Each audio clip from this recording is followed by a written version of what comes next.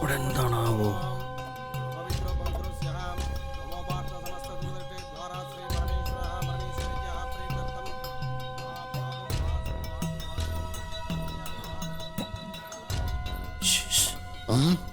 എന്താ ഇവിടെ ഇത്ര ആളുകള്?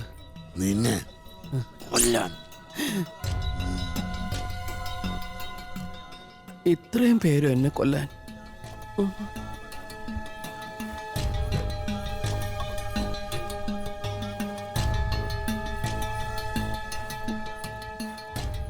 ഒരുപാട് നേരം കുളിച്ചെന്ന് തോന്നുന്നു.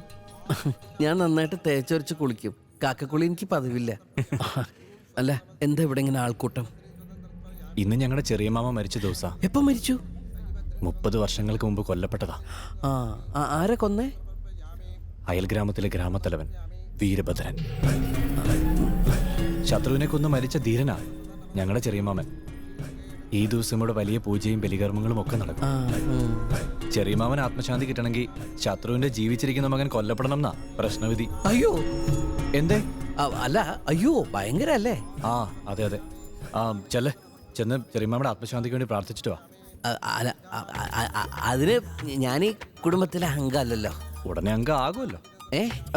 ഇപ്പൊ ഒരു അംഗത്തെ പോലെ ആണല്ലോ. കൃഷ്ണ പ്രാർത്ഥന